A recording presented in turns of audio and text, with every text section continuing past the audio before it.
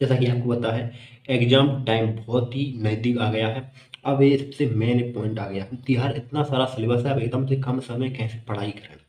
सबसे मेन बात ये होती है कि आप घबराइए मत।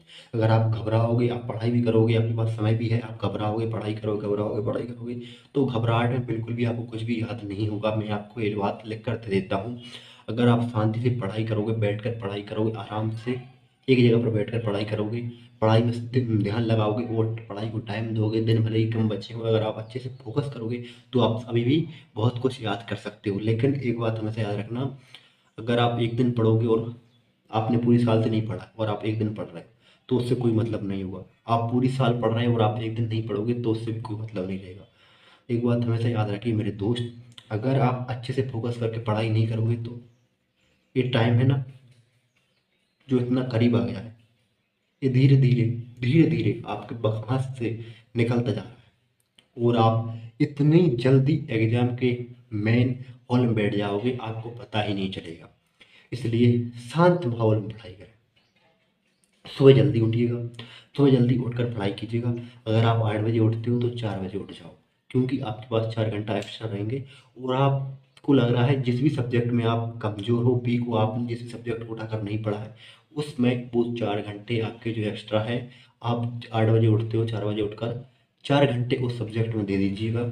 मैं गारंटी देता हूँ आप उस सब्जेक्ट में मास्टर बन जाओगे। अगर आपके पास 2 महीने भी हैं या फिर 20 दिन भी हैं एग्ज़ाम के लिए, तब भी आप उसमें बहुत कुछ याद कर लोगे। कम से कम पासिंग मार्क्स तो आप प्राप्त कर ही लोगे।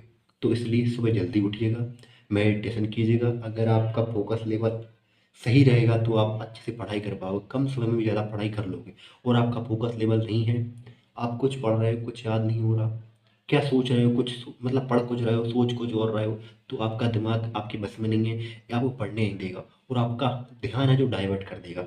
तो अपने मन पर काबू पाने के लिए मेडिटेशन कीजिएगा, व्यायाम कीजिएगा, नई स्किल्स डेवलप कीजिएगा पढ़ाई के साथ में, क्योंकि ये बहुत ज़रूरी है।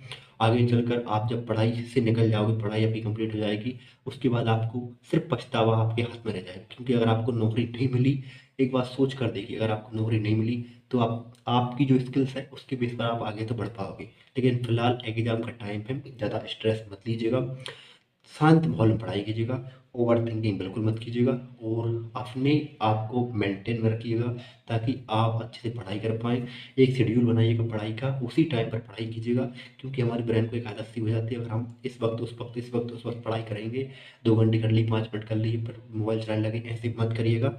आप रेगुलर कंटिन्यू पढ़ाई कीजिएगा ताकि आपका दिमाग भटके ना। अगर आप मोबाइल चलाओगे 5 मिनट, 5 मिनट मोबाइल चला लेता हूँ फिर पढ़ लूँगा, अगर आप इस तरीके से पढ़ाई करोगे तो आप पढ़ाई नहीं कर पाओगे, आपका दिमाग भी आपको डाइवर्ट कर देगा और आपका एग्जाम टाइम आ जाएगा, आपको पता भी नहीं चलेगा। तो दोस्तों आज की वीडियो कैसी लगी कमेंट जरूर बताइएगा और वीडियो को लाइक, चैनल को सब्सक्राइब करना और अपने दोस्तों के साथ वीडियो को शेयर करना बिल्कुल मत भूलिएगा। मिलती है नेक्स्ट वीडियो, तब तक के लिए जय श्री कृष्ण।